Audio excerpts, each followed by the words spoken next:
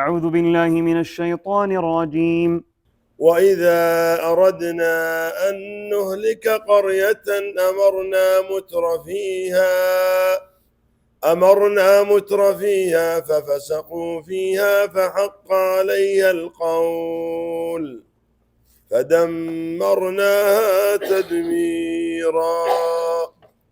وكم أهلكنا من القرون من بعد نوح وكفى بربك بذنوب عباده خبيرا بصيرا. من كان يريد العاجلة عجلنا له فيها ما نشاء لمن نريد ثم جعلنا له جهنم يصلاها مذموما مدحورا. ومن أراد الآخرة وسعى لها سعيها وهو مؤمن فأولئك كان سعيهم مشكورا. كلا نمد هؤلاء وهؤلاء من عطاء ربك وما كان عطاء ربك محظورا. انظر كيف فضلنا بعضهم على بعض وللآخرة أكبر درجات وأكبر تفضيلا. لا تجعل مع الله إلها آخر فتقعد مذموما مخذولا.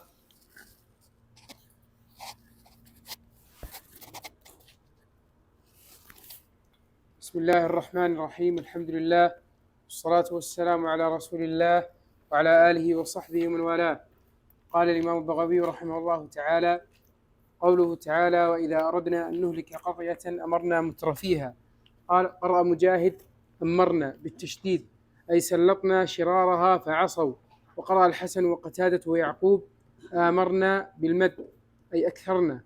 وقرأ الباقون مقصورا مخففا أي أمرناهم بالطاعة فعصوا. ويحتمل أن يكون معناه جعلناهم أمراء، ويحتمل أن تكون بمعنى أكثرنا.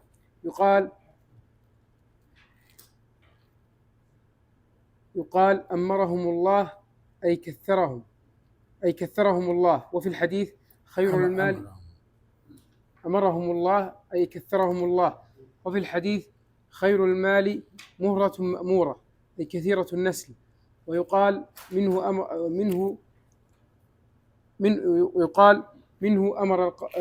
أمر القوم يأمرون منه أمر القوم يأمرون أمرا إذا كثروا، وليس من الأمر بمعنى الفعل، فإن الله لا يأمر بالفحشاء. واختار أبو عبيدة قراءة العامة وقال: لأن المعاني الثلاثة تجتمع فيها، يعني الأمر والإمارة والكثرة. مترفيها منعميها وأغنياءها، ففسقوا فيها فحق عليها القول وجب عليها العذاب. فدمرناها تدميرا أي خربناها وأهلكنا من فيها.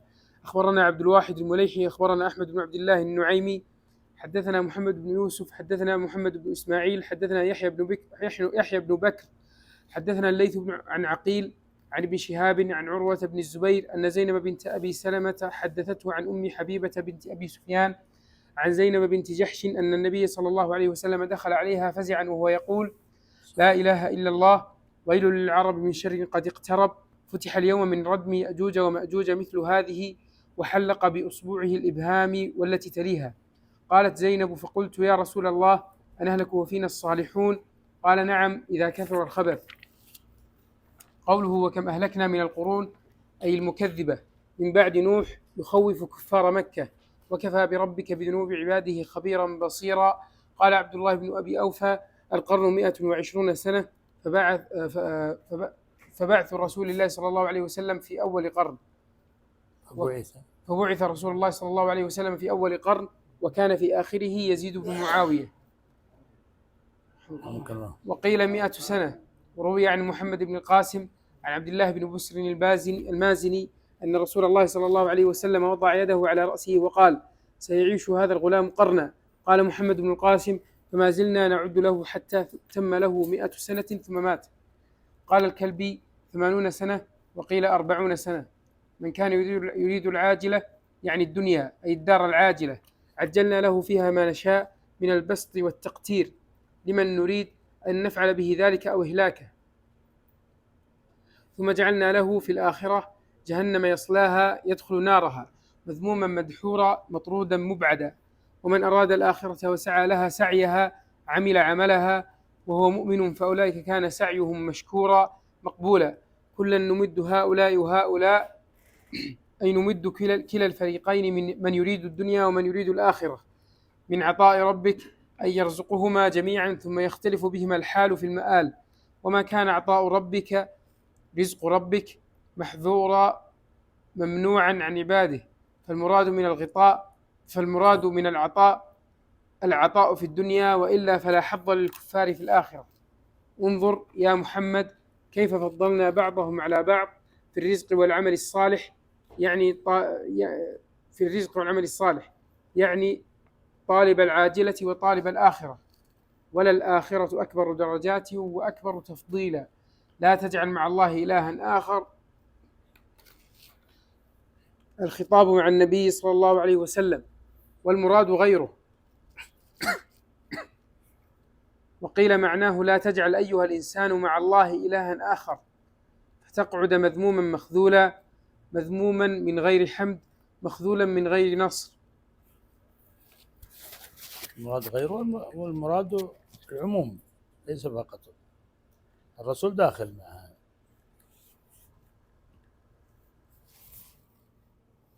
بسم الله الرحمن الرحيم. الحمد لله رب العالمين، صلى الله وسلم على نبينا محمد وعلى آله وصحبه أجمعين. اللهم علمنا ما ينفعنا وانفعنا بما علمتنا وزدنا علما يا رب العالمين. سبحانك لا علم لنا إلا ما علمتنا إنك أنت العليم الحكيم. يقول الله تعالى: وإذا أردنا أن نهلك قرية أمرنا مترفيها ففسقوا فيها فحق عليها القول فدمرناها تدميرا. يبين الله تعالى في هذه الآية سنته الماضية في إهلاك القرى، وأن إهلاكها لا يقع إلا بسبب منها مما يعمله أهلها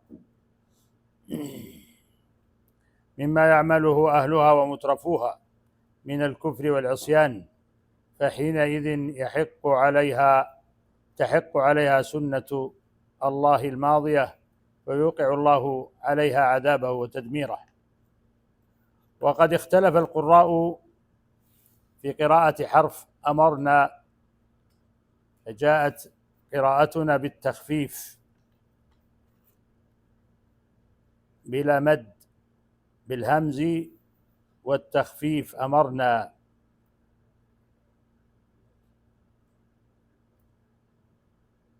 وجاءت قراءة أخرى بتشديد الميم في قوله أمرنا بتشديد الميم فتكون أمرنا، وهذا كما ذكره الإمام البغوي نسبه إلى مجاهد.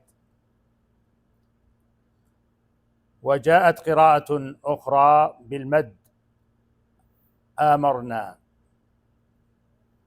ورجح الإمام الطبري رحمه الله إمام المفسرين القراءة بالتخفيف بلا مد، وهي قراءتنا قراءة حفص عن عاصم. وقال رحمه الله: وأولى القراءات في ذلك عندي بالصواب قراءة من قرأ أمرنا مترفيها بقصر الألف من أمرنا وتخفيف الميم فيها، قال لإجماع الحجة من القراء على تصويبها دون غيرها. وقد اختلف المفسرون رحمهم الله في معنى الأمر هنا، كيف يكون أمرنا؟ فالقول الأول في ذلك على أقوال، فالقول الأول في ذلك أنه من الأمر، يعني أمرنا عكس النهي، الأمر بالشيء وليس أمرنا. وفي الكلام إضمار تقديره أمرنا مترفيها بالطاعة ففسقوا، يعني أمرناهم بالطاعة فوقعوا في الكفر والفسق فاستحقوا العذاب. وينسب هذا القول إلى سعيد بن جبير. قال الزجاج: ومثله في الكلام أمرتك فعصيتني، يعني أمرتك بالطاعة فعصيتني. القول الثاني أن معنى أمرنا أي أكثرنا، يقال أمرت الشيء وآمرته أي كثرته أو أكثرت منه. قال ابن مسعود رضي الله عنه: كنا نقول في الجاهلية للحي إذا كثروا، يعني إذا نمى الحي وازداد، أمر أمر بني فلان، أي كثروا. وهذا يؤيد ما جاء في الصحيح من حديث هرقل في البخاري، وهو حديث طويل في قصة أبي سفيان مع هرقل. فلما قال هرقل لأبي سفيان عن الرسول صلى الله عليه وسلم: إنه سيرث ما تحت قدمي هاتين، يعني النبي صلى الله عليه وسلم. قال أبو سفيان لما خرج لأصحابه: لقد أمر أمر بن أبي كبشة، وإنه ليخافه ملك بني الأصفر. فهذا أمر يعني يقولونه العرب للكثرة، أمر بمعنى كثر. لقد أمر أمر بن أبي كبشة، ويقولونه يعني لمزا وهمزا للنبي صلى الله عليه وسلم، فهم ينسبون النبي صلى الله عليه وسلم إلى ابن أبي كبشة.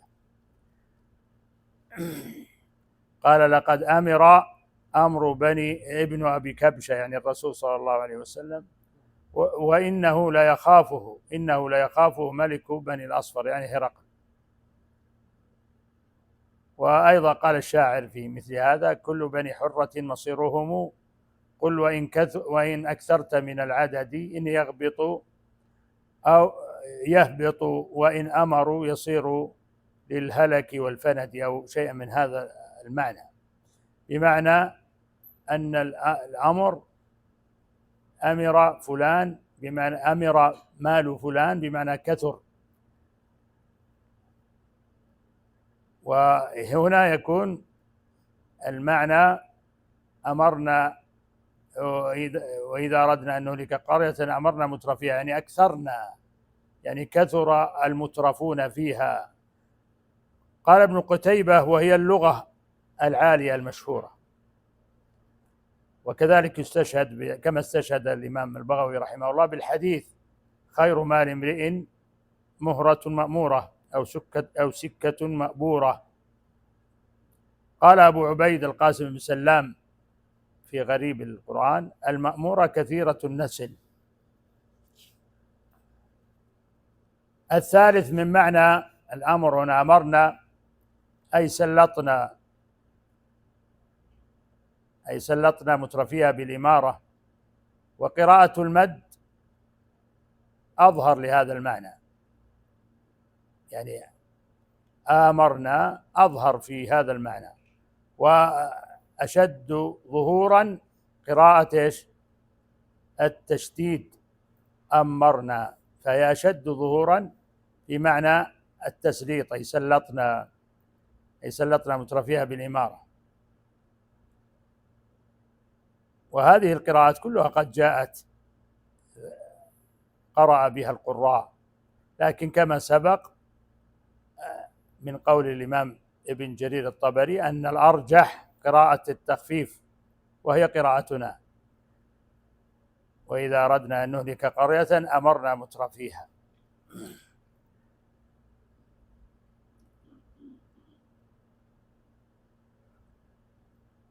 والأمر هنا هو الأمر المعروف الذي هو عكس النهي أو خلاف النهي،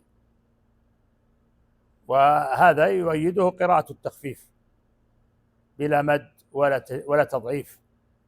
لكن قد أشكل على بعض المفسرين كيف يأمر الله تعالى مترفي القرى بالفسق فيها، والله عز وجل منزه عن يأمر بالفحشاء، فإن الله عز وجل قال في كتابه: وإذا فعلوا فاحشة أو ظلموا أنفسهم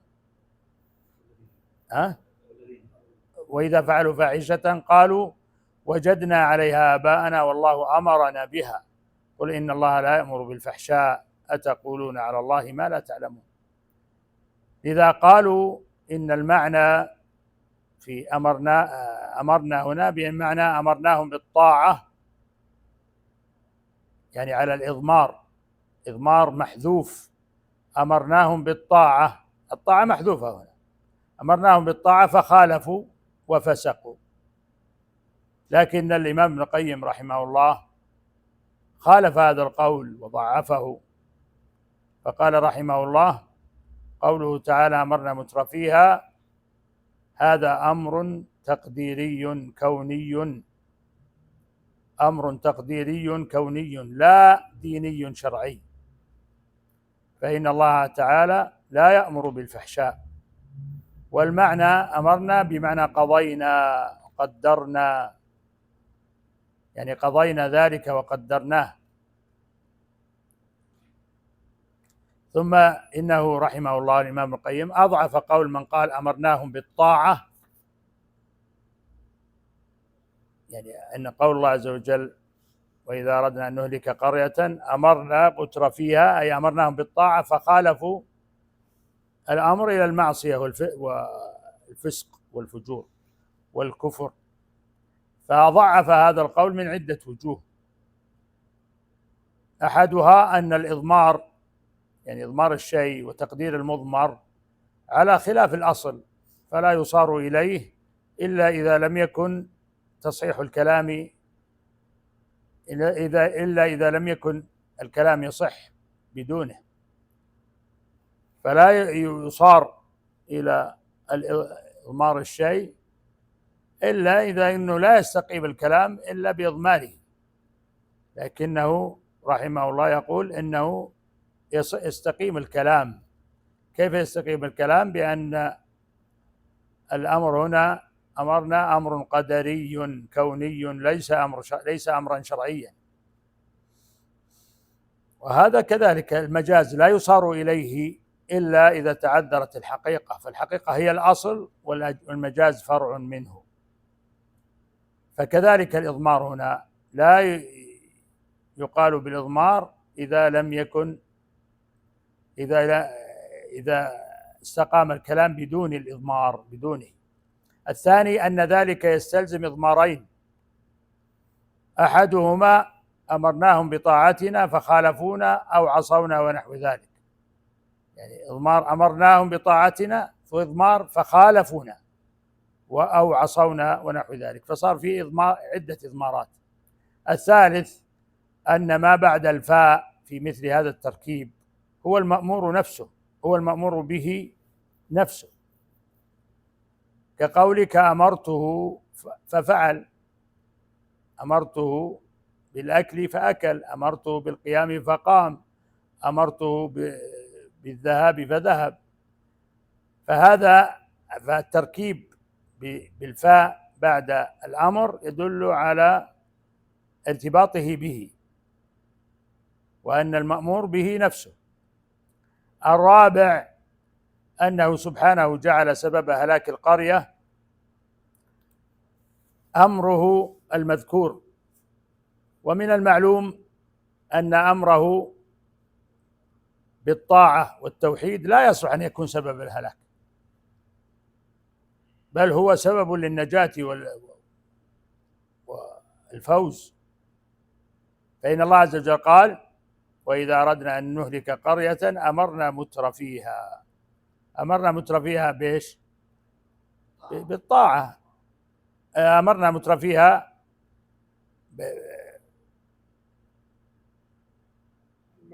أن الأمر بالطاعة والتوحيد ليس هو سبب الهلاك، فقال أمرنا مترفيها ففسقوا فيها.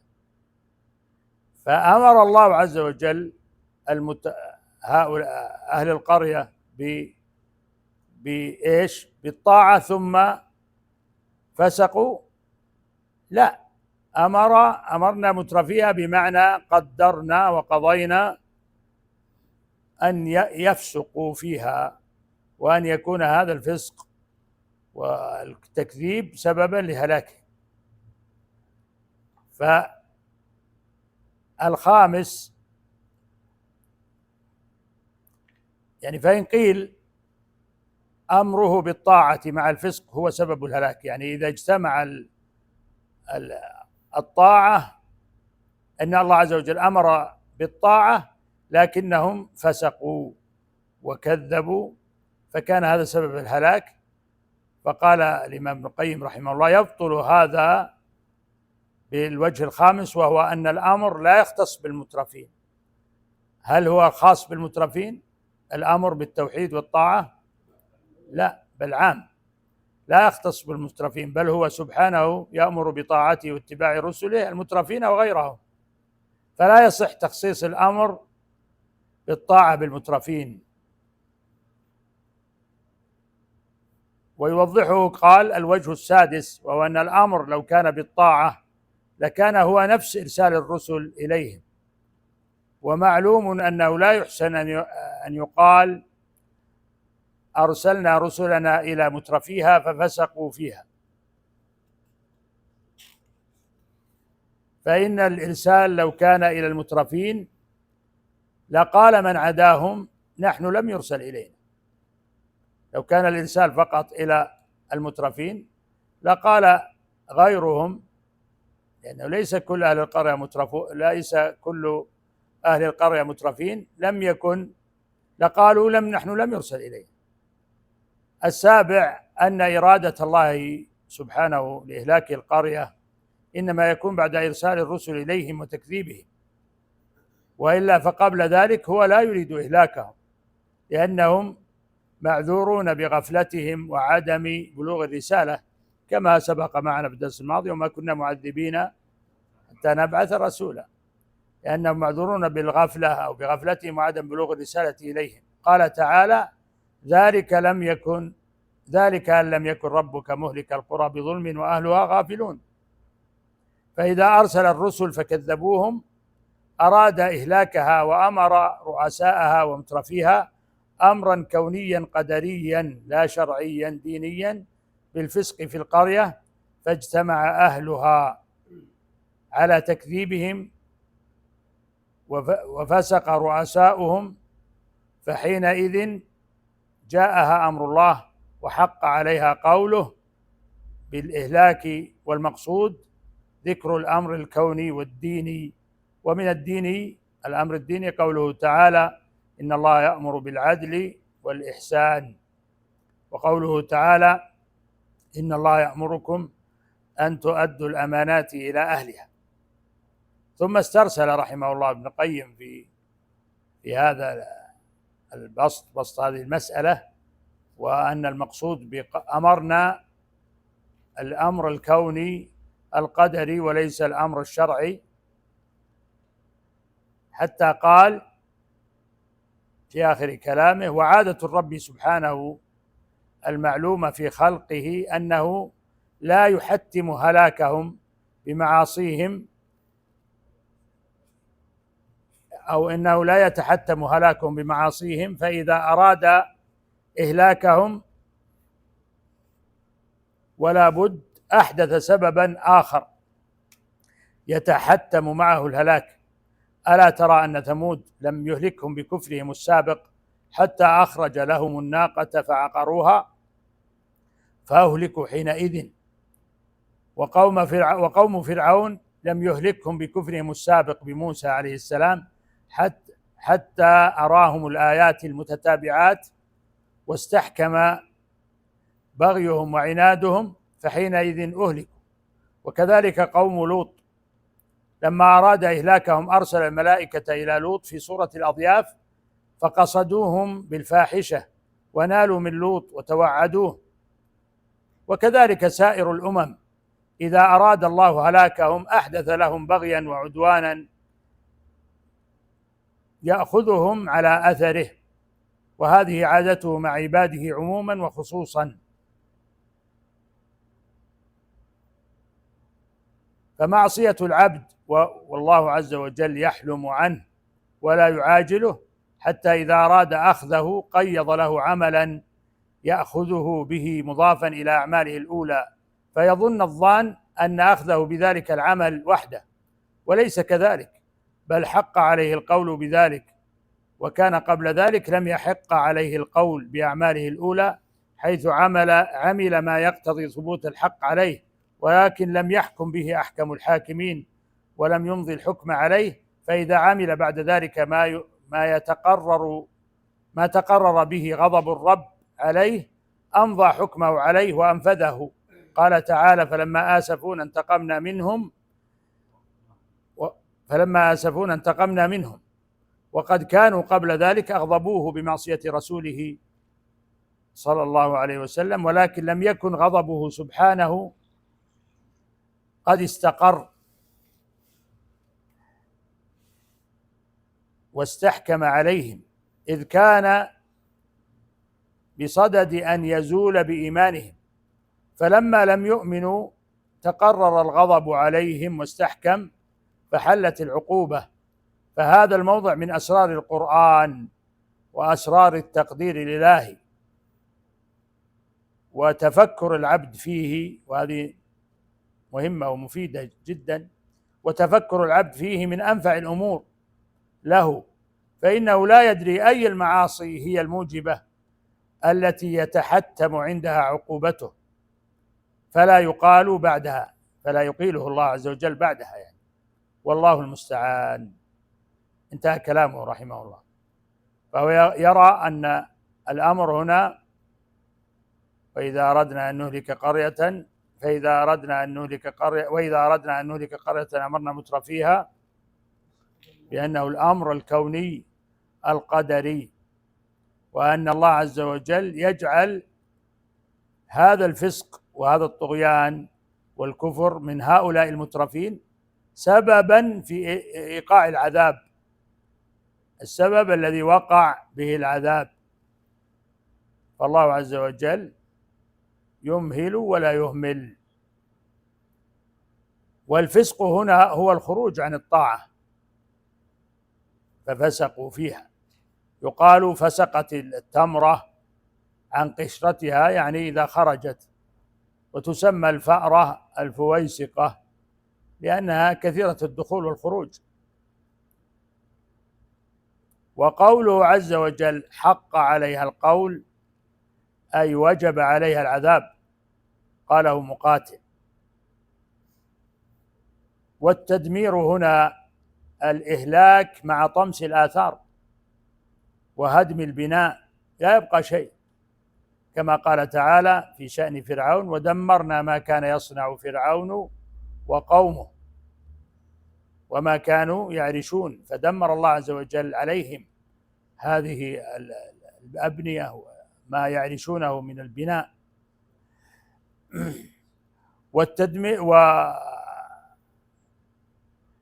والمصدر تدميرا هنا لما قال الله عز وجل فدمرناها تدميرا، بمعنى ما فائدته هو التوكيد، ولذلك يسميه أهل العربية المصدر المؤكد أو المفعول المطلق، دمرناها تدميرا. وقوله جل وعلا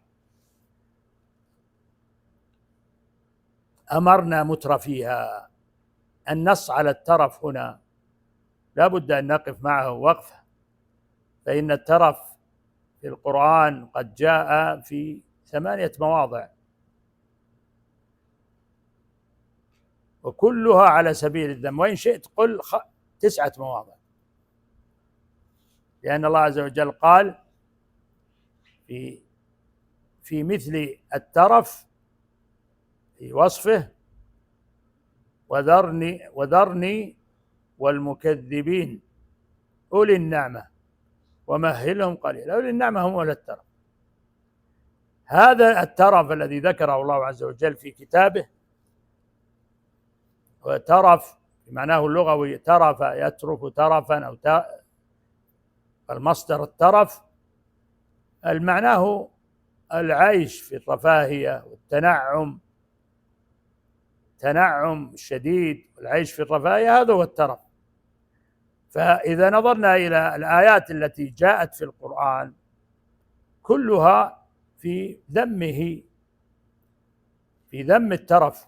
فقال الله عز وجل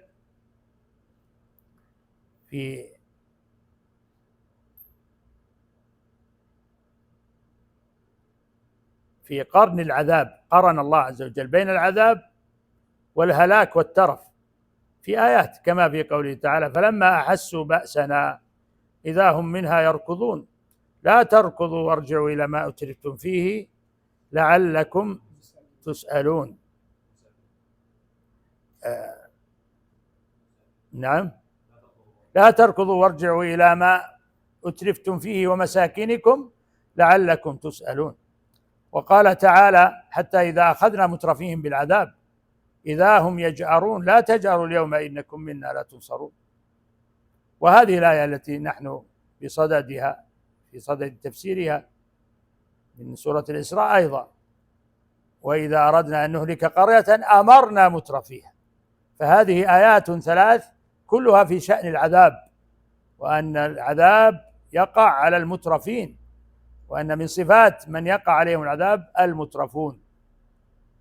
وأشار الله تعالى إلى أن أصحاب الشمال الذين توعدهم الله بالسموم والحميم أن عيشتهم كانت مترفة، فقال تعالى: وأصحاب الشمال ما أصحاب الشمال في سموم وحميم وظل من يحموم لا بارد ولا كريم إنهم كانوا قبل ذلك مترفين وكانوا يصرون على الحنث العظيم.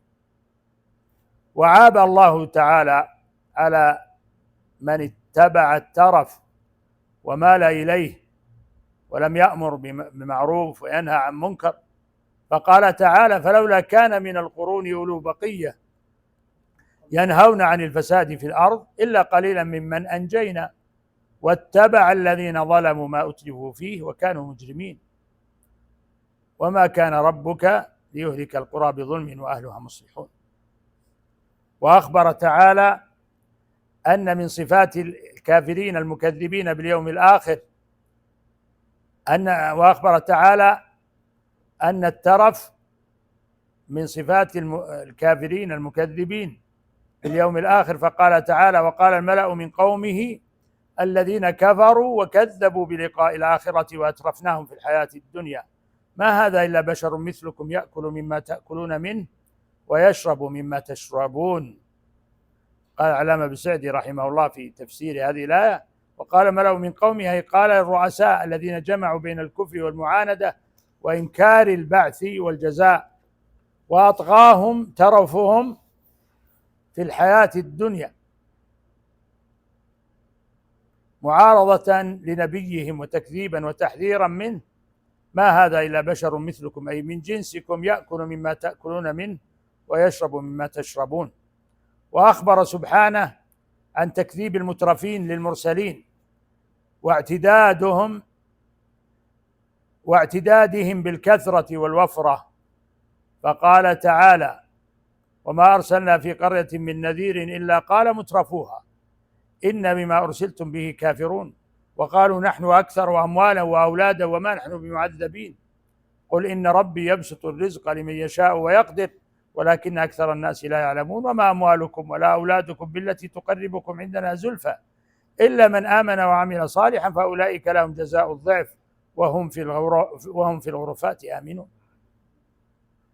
فأولئك لهم جزاء الضعف بما عملوا وهم في الغرفات آمنون.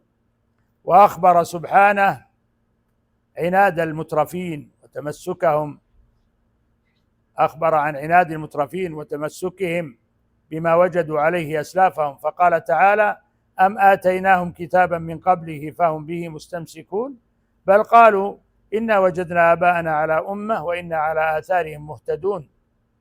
وكذلك ما أرسلنا من قبلك في قرية من نذير إلا قال مترفوها إنا وجدنا آباءنا على أمة وإنا على آثارهم مقتدون. والموضع التاسع ما هو؟ الموضوع التاسع الذي في سورة المزمل تهديد الله للمكذبين من أولي الترف والنعمة. قال تعالى: وذرني والمكذبين أولي النعمة ومهلهم قليلا إن لدينا أنكالا وجحيما وطعاما ذا غصة وعذابا أليما. فالترف صفة ذميمة ذمها الله عز وجل، فينبغي للإنسان أن ينتبه وأن يتوسط. وليس معنى هذا أنه لا يستمتع بالطيبات مما أحل الله، هذا لا، ليس هذا هو الترف. ومجاوزة الحد والإفراط في هذه الأمور كما هو حاصل كثير في عصرنا الحاضر. وقد كان عمر رضي الله عنه يحذر الصحابة، يقول: إياكم والتنعم، إياكم والتنعم وزي أهل العجم. وقال الحسن البصري رحمه الله: سنتكم والله بين الغالي والجافي، وإن أهل السنة كانوا أقل الناس فيما مضى وهم أقل الناس فيما يأتي. لم يذهبوا مع أهل الترف في ترفهم ولا مع أهل البدع في بدعهم. من هم أهل البدع في بدعهم؟ من يقصد؟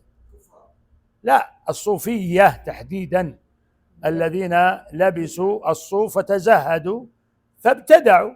لا، الإنسان يلبس اللباس الحسن.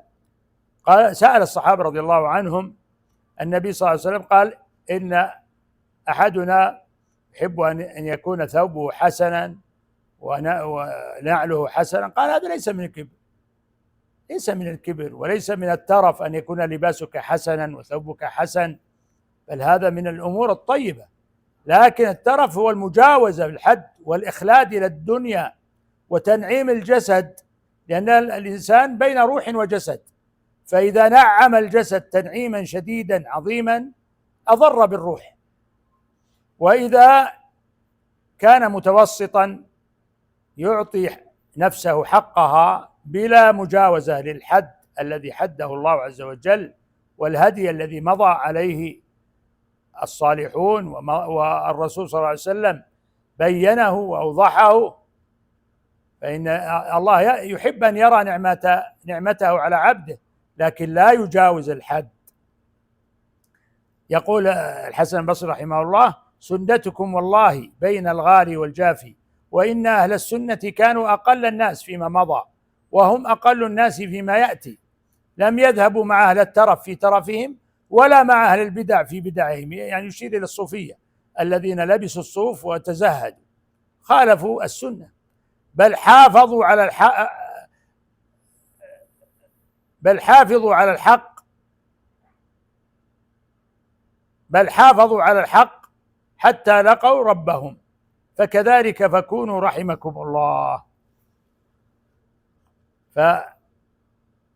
فالترف هذا الذي يعني في عصرنا الحاضر يزداد ويكثر، ينبغي أن ننظر فيه ونتأمل وننظر في هذه الآيات التي جاءت. وهذه الآية التي نحن بصددها من أحد الآيات 8 أو 9 في شأن الترف وذمه في القرآن.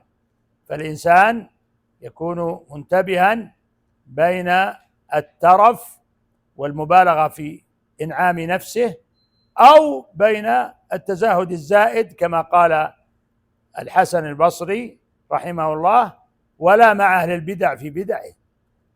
لم يذهبوا مع أهل الترف في ترفهم ولا مع أهل البدع في بدعهم. ونقف على قول الله عز وجل: وكما أهلكنا من القرون من بعد نوح وكفى بربك بذنوب عباده خبيرا بصيرا.